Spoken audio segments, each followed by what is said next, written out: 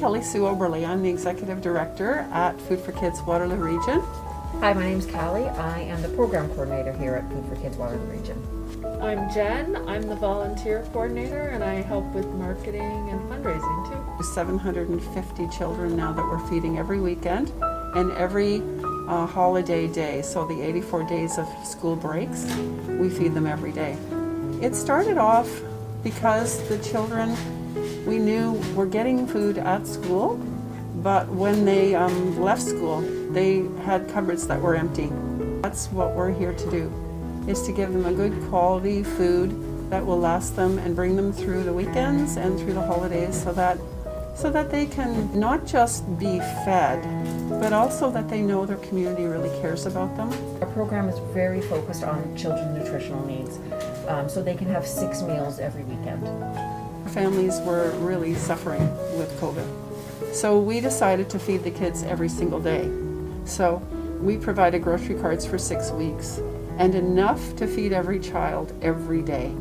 But again, COVID is affecting our winter program, our Christmas program, and so we will be feeding the 750 kids every single day over Christmas. We asked the teachers and the staff at the schools if they could help us because all of our volunteers were really, no one was going out much. So the teachers stepped up huge and they became the ones who got the food. Once we switched from grocery cards to food eventually, they came here and they were picking up all the food, taking it back to their schools and distributing it.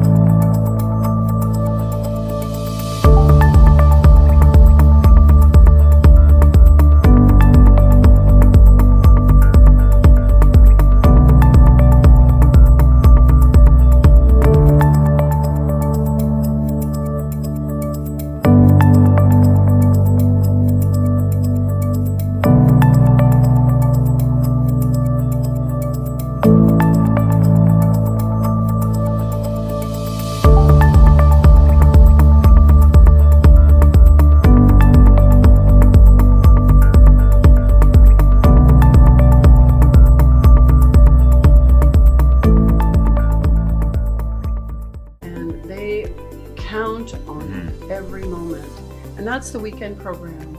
They start asking Tuesday if the food is here yet, when they're really tiny. The other ones know, of course, what day it is, but the little ones ask every day, is the food here yet?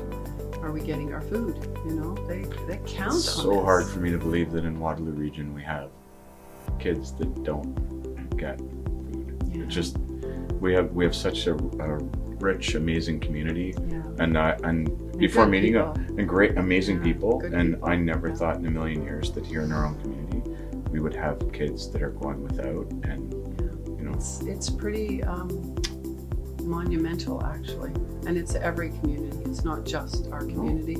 That 2.7 to 2.8% of the population of children 1 to 12 years old live in severely food insecure homes, and that severely food insecure is bad because they don't have enough food to survive. So in Waterloo Region, with our present population, that's 2,860 kids. But then there's certain demographics where that will make it actually higher. So we're on the low side of what we feel is because we have a lot of new Canadians that come in. shelter over your head, You've got to get That's shoes right. for your feet, winter you, jackets. You need to make choices. Exactly. So food is one of those things where you can cut back and eat food that's cheap and not very good for you. And I want to say this very clearly. This is something that's important to me. People talk about their programs and they'll say, food programs for kids, they'll say, well, kids need an education. We're feeding them so they have an education. We are not feeding the kids so they have an education. I'll say that unequivocally. That's an outcome, but that's not why we're feeding them. We don't feed them so that they can play hockey or baseball or soccer or football or any other sport. That's an outcome, but it's not why we're doing it.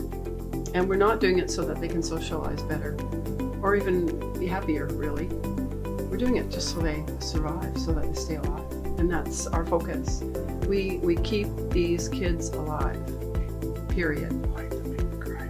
Well, it's hard. It's a hard reality of life is that these kids will have terrible issues if they don't have food that's good for them. And that is why we focus on it, is because we know that they're the neediest of the needy and they need a community that cares about them. And that is the part that affects them the most, is that when they know that, and the whole family benefits from that, when they know that a community cares about them, That's powerful. they suddenly start to, you can see them literally elevate when they look you in the eye and they talk to you and they'll smile and they'll go to the school and they'll ask for other You services. just said that. That's so Yeah. powerful. Well, it When the is community real. cares about you, you can elevate kids. You can elevate the whole family. The whole family. And That's it's amazing. and they develop this knowledge that they're not alone, and that when you know you have people beside you and behind you, you can do lots of things. When you're totally alone and you feel squished down, you lose hope. You don't care. And these kids are the future, so we need to look after them. We need to look after them. Yeah. Yeah, you're an angel. No, I'm not an angel. I think Well, all of our volunteers are angels. I agree. I think Starts that with they're somebody.